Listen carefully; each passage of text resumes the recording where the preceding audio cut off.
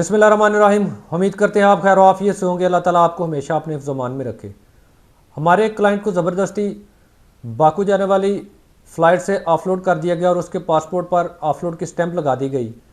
तमाम तर उसकी दस्तावेज़ात मुकम्मल थी, तमाम तर लीगल तरीक़ाकार से वो बाकू के लिए रवाना होना चाहता था, लेकिन मुतल्लिक़ा अथॉरिटीज़ ने उसको बाकू के लिए ना रवाना होने दिया। किसी रेफरेंस से वो हमारे पास आया, हमने फिर दोबारा से उसको एक लीगल तरीके से परमिशन लेके उसको बाकू के लिए रवाना करवाया। ये सारा मामला हमने किस तरह किया और क्या ऐसा पाकिस्तान में कोई कानून मौजूद है कि आपको तमाम तर दस्तावेज़ात पूरी होने के बावजूद ऑफलोड कर दिया जाए? अगर ऐसा कानून मौजूद है तो कौन सा है? अगर नहीं है तो फिर मुतल्लिक़ा अथॉरिटीज़ ऐसा क्यों कर रही हैं? और अगर आपको ऑफलोड कर दिया जाए तो आप कौन सी कानूनी चाराजोई अख्तियार कर सकते हैं? ये तमाम चीज़ें आज हम इस वीडियो में डिस्कस करने वाले हैं।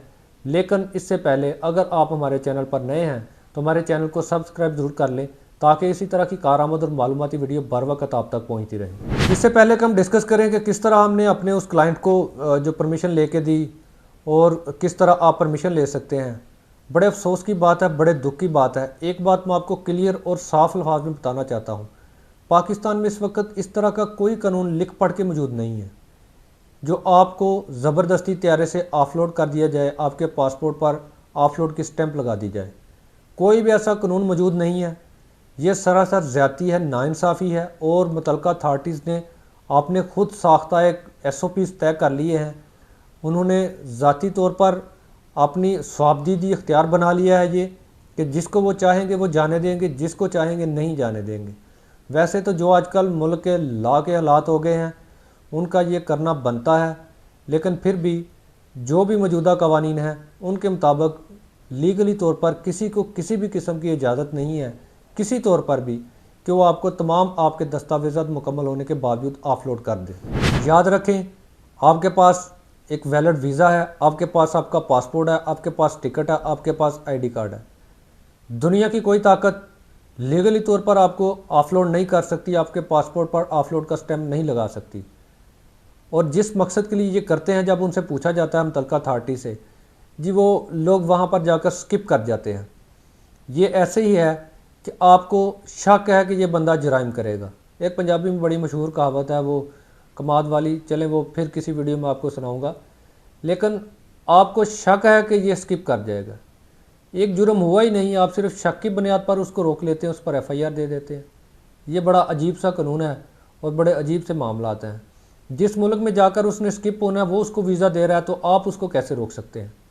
आप ज़्यादती कर रहे हैं, आप नाइंसाफ़ी कर रहे हैं और आप पैसे के लिए सारा कुछ कर रहे हैं। सबसे मज़े की बात यह है कि इसमें जो फ्रॉडी होते हैं, जिन्होंने वाकई स्किप करना होता है, वो चले जाते हैं, उनको कोई ऑफलोड नहीं करता। वो पैसे दे के चले जाते हैं, जिस तरह भी चले जाते हैं। फंसता बेचारा वो मज़दूर है, वो गरीब आदमी है, वो स्टूडेंट है जिसने जाकर इस मुल्क का नाम रोशन करना होता है और जिसने जाकर इस मुल्क के लिए ज़र मुबादला कमाकर पाकिस्तान भेजना होता है। ये बड़ी अजीब सी सिचुएशन बनी हुई है आजकल। बहुत ज़्यादा जो पाकिस्तानी नौजवान हैं उनको इस किस्म की परेशानियों का सामना करना पड़ रहा है। आपने परेशान बिल्कुल नहीं होना। एक तो ऐसा कानून कोई मौजूद नहीं है, लेकिन फिर भी अगर अदारे अपनी मनमानियाँ करते फिर रहे हैं तो कुछ ना कुछ आप उम्मीद रखें। रूल ऑफ लॉ का बेड़ा गर्क तो हो गया मुल्क का, लेकिन आपने उम्मीद नहीं छोड़नी। हमारे क्लाइंट को जब बाकू जाने वाली फ़्लाइट से ऑफलोड किया गया तो हमने एक हाई कोर्ट में पटिशन की। वहाँ पर हमने तमाम तरह अपने दस्तावेज़ात पेश किए और अदालत को बताया कि ये मेरे पास हर तरह का लीगल और जेन्युइन जो है जवाज़ मौजूद है बैरून मुल्क जाने का। इनसे पूछें कि इन्होंने किस लॉ के तहत हमें जो है ऑफलोड किया। तो फिर इन्होंने वहाँ पर आए बाएँ शाएँ और कोई जवाब ना दे सके तो फिर कोर्ट ने हमें सख्ती से इनको तनबीह की और हमें परमिशन दी कि इनको फौरी तौर पर जो है वो बाकू के लिए रवाना किया जाए और हमारा वो क्लाइंट बहफाजत बाकू के लिए रवाना होने में कामयाब हो गया। लिहाजा अगर आपके साथ भी खुदा न खास्ता कोई ऐसा वाक़या पेश आता है, आप फौरी तौर पर किसी वकील से रब्ता करें और हाई कोर्ट में पिटीशन फ़ाइल करें।